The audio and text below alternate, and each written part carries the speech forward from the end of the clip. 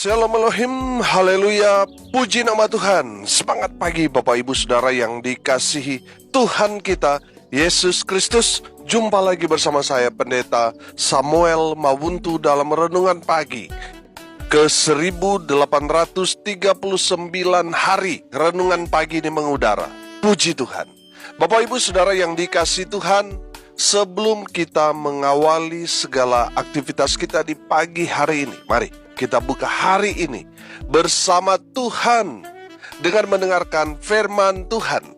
Sebelum kita membaca, mendengarkan, dan merenungkan firman Tuhan hari ini, mari kita berdoa. Minta pimpinan Roh Kudus. Kita berdoa. Bapa di surga, berbicaralah kepada kami semua. Pakai firman Tuhan ini untuk menegur kami, menasihati kami, menguatkan kami, meneguhkan iman percaya kami, dan menuntun kami supaya kami terus berjalan di jalan Tuhan yang benar. Dan pakai firman Tuhan ini untuk memberkati kami semua. Di dalam nama Tuhan Yesus yang adalah firman Allah yang hidup, kami berdoa. Amin. Haleluya.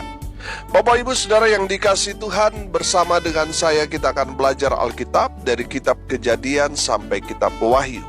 Mari buka Alkitab kita dalam kitab Hakim-Hakim pasal 14 ayat 1 sampai ayat 6. Di bawah perikop perkawinan Simson dan teka-tekinya. Demikian firman Tuhan.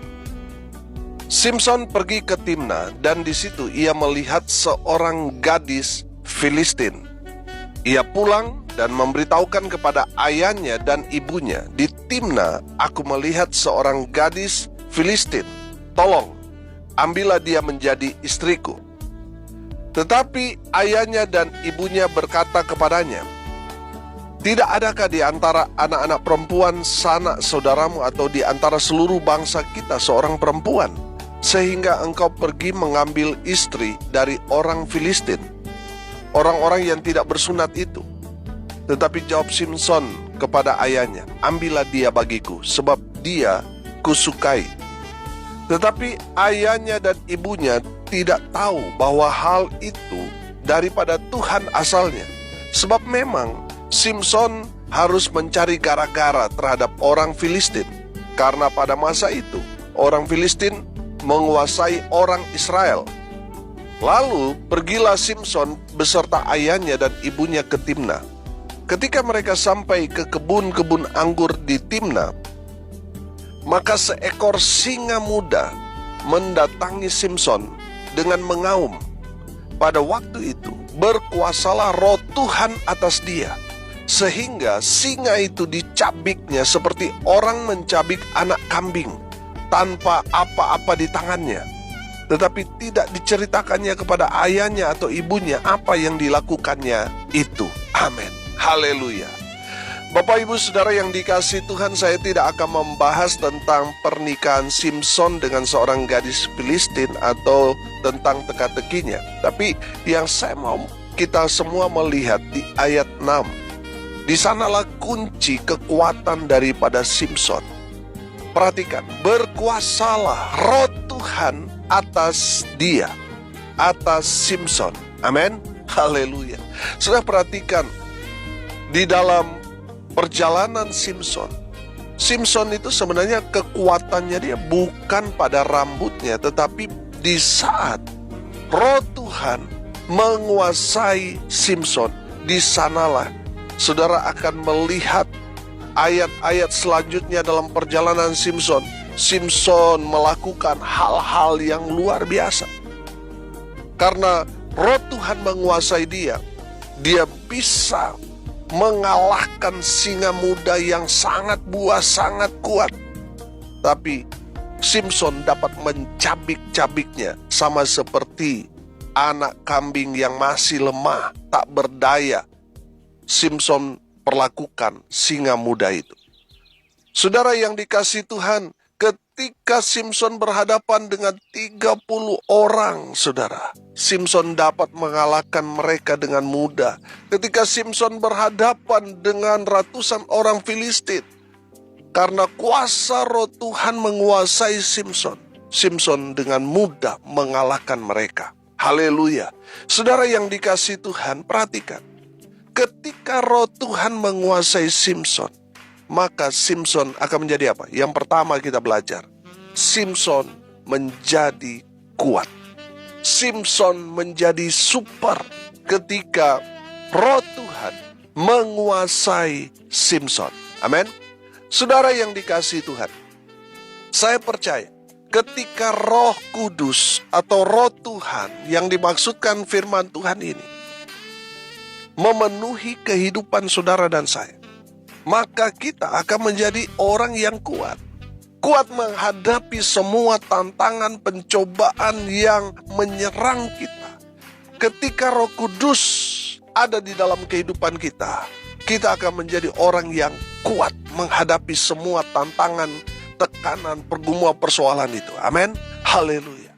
Saudara yang dikasihi Tuhan, kekuatan kita bukan pada sesuatu apa yang ada di tangan kita, tetapi tergantung kepada apa yang menguasai kita. Kalau Roh Kudus yang menguasai saudara dan saya, maka kita akan melihat kekuatan Allah bekerja dalam kehidupan saudara dan saya. Amin. Sehingga dalam setiap tantangan yang berat sekalipun, di saat-saat betul kita melihat banyak musuh kita menyerang kita, mungkin keadaan fisik kita lemah, tapi di saat Roh Kudus hadir dalam kehidupan kita, maka kita akan menjadi orang yang kuat. Amin. Saudara, saya teringat dengan Rasul Paulus. Rasul Paulus berkata di dalam 2 Korintus 12 ayat 9 di sana, dan di ayat 10 saudara perhatikan. Cukuplah kasih karuniaku bagimu, sebab justru dalam kelemahanlah kuasaku menjadi sempurna. Makanya Rasul Paulus lebih senang, dia lemah, dia ada dalam tekanan, persoalan, pergumulan, karena Rasul Paulus tahu justru dia di saat ada di posisi itu, saudara, dia menjadi kuat di dalam Tuhan. Amin.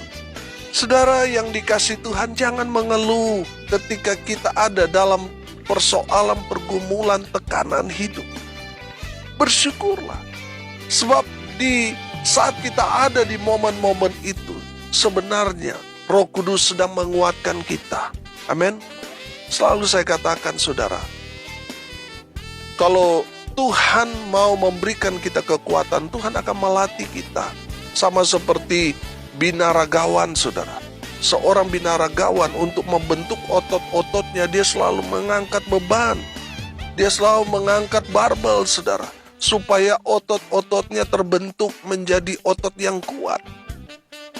Memang di saat dia mengangkat, dia akan merasa ada kekuatan yang luar biasa keluar dari dalam tubuhnya, dan dia di saat selesai latihan, dia akan merasa ada kelemahan dalam tubuhnya. Tapi sebenarnya itu sedang bekerja satu kekuatan yang baru, otot-otot yang baru sedang bekerja dalam kehidupannya. Sama dengan kita, ketika kita ada dalam persoalan, pergumulan, kita begitu banyak tekanan, beban hidup yang kita pikul, itu sebenarnya baik buat kita, karena Tuhan sedang melatih otot-otot rohani kita menjadi otot-otot yang kuat dalam menghadapi semua tantangan. Amin. Haleluya.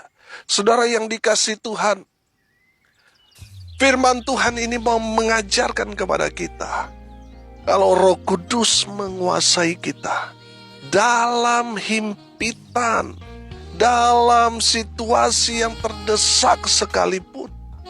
Saudara perhatikan, Roh Tuhan menguasai Simson itu ketika apa? Simson kepepet. Simson terdesak.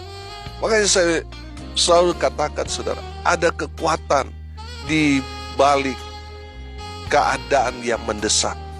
Saudara, saya melihat beberapa waktu yang lalu di video di YouTube, ada seekor kucing yang terjebak di sumur. Sudah ditolong nggak bisa. Akhirnya apa? Karena kepepet itu, kucing itu mengeluarkan semua kekuatannya. Dan saya menonton itu kaget, saudara. Dimana kucing ini karena situasi mendesak atau kepepet, dia mengerahkan semua tenaganya dan akhirnya dia berhasil keluar dari masalahnya. Dia berhasil keluar dari sumur itu. Saya juga mau memberikan satu contoh lagi, saudara. Ketika saudara berlari dalam keadaan yang biasa, pertanyaan saya, saudara bisa lompat tembok 2 meter? Saudara, saya yakin saudara nggak akan bisa. Saudara nggak akan sanggup dalam situasi normal lompat tembok 2 meter itu. Tapi dalam situasi saudara kepepet, dikejar anjing, saudara, saya percaya saudara akan sanggup melompat tembok 2 meter itu. Pertanyaan saya, dari mana kekuatan saudara itu? Kekuatannya dari kepepet itu, saudara. Saudara yang dikasih Tuhan, saya percaya ketika Roh Tuhan menguasai kita, Tuhan akan memberi kita kekuatan super. Amin. Saudara, lihat Simpson, setiap kali dia ada dalam situasi yang kepepet, Roh Tuhan menguasai dia dan memberi dia kekuatan. Amin. Haleluya. Saudara yang dikasih Tuhan, dari kebenaran firman Tuhan ini, mari kita belajar dan resapi firman Tuhan ini, bahwa kekuatan kita ada pada Roh Kudus yang ada pada kita. Amin. Ketika Roh Kudus ada dalam hidup kita, maka kita akan kuat menghadapi semua tantangan, persoalan, pergumulan, tekanan yang menghimpit kita. Kita akan menjadi orang yang kuat, orang super, karena Roh Kudus ada di dalam kehidupan kita. Yang kedua, saudara, sudah perhatikan ketika Roh Tuhan menguasai Simpson, maka Simpson akan dapat mengalahkan musuh-musuhnya. Saudara, yang kedua, ketika Roh Tuhan, Roh Kudus ada di dalam kehidupan saudara dan saya, kita sanggup mengalahkan semua benteng-benteng pertahanan musuh-musuh. Amin. Saudara, mungkin ada banyak cara-cara musuh kita menyerang kita menggunakan kuasa-kuasa kegelapan, menggunakan orang-orang jahat dan lain sebagainya. Tapi kalau Roh Tuhan ada pada kita, kita sanggup mengalahkan mereka tanpa kita sentuh, tanpa kita berhadapan muka dengan muka, atau tanpa kita berhadapan duel dengan dia. Kita akan dapat mengalahkan semua musuh-musuh kita, dari musuh-musuh yang terlihat sampai yang tidak terlihat sekalipun. Kita akan dapat mengalahkan mereka semua karena Roh Kudus, Roh Tuhan ada pada kita. Di saat kita tahu bahwa Roh Tuhan ada dalam hidup kita, senjata kita melawan musuh kita hanya berdoa. Hanya berdoa saja. Ketika saudara berdoa, itu senjata yang mematikan musuh-musuh kita. Amin. Saudara, kita nggak perlu membalas kejahatan dengan kejahatan. Saudara perhatikan, ketika ada orang berbuat jahat kepada kita, dan saudara mengampuni mereka, saudara mendoakan mereka hal-hal yang baik, saudara perhatikan, pasti sesuatu yang buruk terjadi kepada mereka. Jadi saudara, kalau ada masalah dengan sesama anak Tuhan, apalagi saudara masalah dengan hamba Tuhan, dan hamba Tuhan itu hanya berdiam, dia mengampuni saudara, dia mendoakan saudara, cilaka saudara.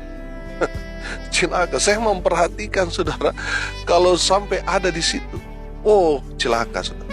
Kalau dia masih marah kepada saudara, masih ngomel, itu berarti saudara masih ada kesempatan. Saudara tidak akan tertimpa masalah sekalipun kalau saudara berhadapan dengan orang Kristen atau hamba Tuhan yang saudara lihat dia masih marah sama saudara, berkata-kata dengan saudara, masih mengutuk saudara, saudara aman. Tapi kalau dia berdiam diri, terus dia berkata, saya sudah mengampuni kamu, saya bawa kamu dalam doa, Tuhan memberkati kamu. Oh, kalau saudara nggak bertobat, cilaka. Saya melihat banyak yang kejadian-kejadian seperti itu. Padahal orang itu sudah mengampuni, sudah mendoakan yang baik, tetapi sesuatu yang buruk terjadi. kepada lawannya. Itu yang sering terjadi. Saudara yang dikasihi Tuhan, saudara dapat mengalahkan semua musuh-musuh saudara. Kalau Roh Kudus ada dalam diri kita, Roh Kudus akan mengarahkan kita untuk apa? Mengampuni dan mendoakan lawan kita.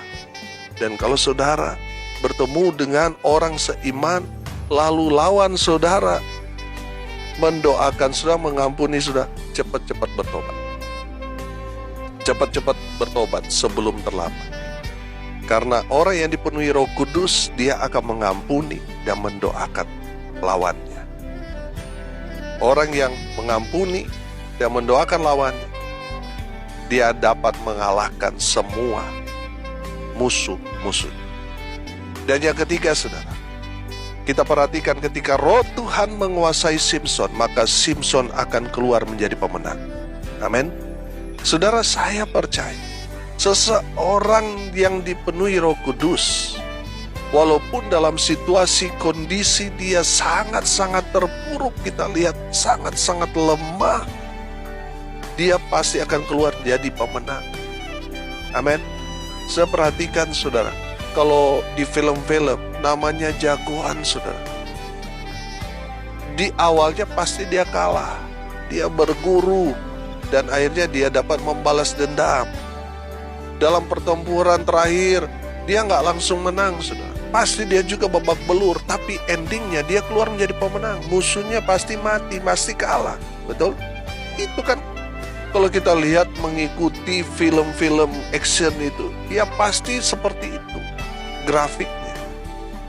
Saudara, saya percaya ketika Roh Tuhan ada pada kita, dalam situasi kondisi apapun saudara, mungkin orang berkata saudara sedang terpuruk saat ini. Mungkin orang melihat saudara sudah sangat-sangat payah menjalani kehidupan. Tapi di saat Roh Kudus memenuhi saudara, saudara pada akhirnya, saudaralah yang keluar menjadi pemenang. Amin. Saudara, kalau kita menang duluan, saudara nggak seru. Kenapa kita selalu menang di akhir? Supaya ceritanya seru, saudara. Amin. Haleluya. Saudara yang dikasih Tuhan, lebih enak kan happy ending. Di akhirnya itu, kita bahagia selamanya. Makanya langsung di end, saudara. Karena panjang ceritanya. Daripada saudara menang duluan, tapi di tengah atau di akhir saudara kalah, menderita. Nggak menarik cerita saudara kalau seperti itu. Lebih enak memang happy ending. Memang kita harus berjuang. Memang betul kita harus tertatih-tatih menjalani kehidupan ini. Banyak sekali pergumulan, persoalan yang kita hadapi setiap hari. Mungkin sudah bertahun-tahun kita gumuli dan seterusnya. Saudara, tapi perhatikan, kita diciptakan Tuhan untuk menjadi orang yang lebih daripada pemenang. Tuhan tidak menciptakan saudara dan saya untuk menjadi pecundang. Tidak. Kita diciptakan Tuhan untuk menjadi orang-orang yang lebih dari para pemenang. Amin. Haleluya. Saudara yang dikasihi Tuhan, kunci kemenangan kita ketika Roh Tuhan ada pada kita. Amin. Maka kita akan keluar menjadi pemenang. Haleluya. Bapak Ibu Saudara yang dikasihi Tuhan, hari ini kita belajar tentang Roh Tuhan yang menguasai Simson. Dan saya percaya saudara, di zaman gereja ini, Roh Tuhan ini, Roh Kudus ini sudah tercurah bagi kita semua. Amin. Kalau kita sudah menerima Roh Kudus, ya kan, kita akan diberikan kuasa. Kita akan diberikan kuasa, artinya kita akan kuat, saudara. Sama seperti Simson, kita akan menjadi orang yang kuat menghadapi apapun. Karena Roh Tuhan yang memberi kita kekuatan. Haleluya. Dan yang kedua, kita belajar, saudara, ketika Roh Kudus menguasai hidup kita, maka kita dapat mengalahkan musuh-musuh kita yang ada di sekitar kita. Saudara, firman Tuhan berkatakan, Tuhan menaruh kita seperti domba di tengah-tengah serigala. Saudara, kalau Roh Kudus ada pada kita, walaupun kita domba, tapi kita akan bisa mengalahkan serigala-serigala yang ada di sekitar kita. Amin. Jadi pastikan saudara, ada Roh Kudus dalam kehidupan saudara. Haleluya. Dan yang ketiga saudara, kita belajar. Di saat Simson dipenuhi Roh Tuhan, maka Simson menjadi pemenang. Amin. Sama saudara, kalau saudara ada Roh Kudus dalam diri saudara, jangan lihat berapa banyak musuh.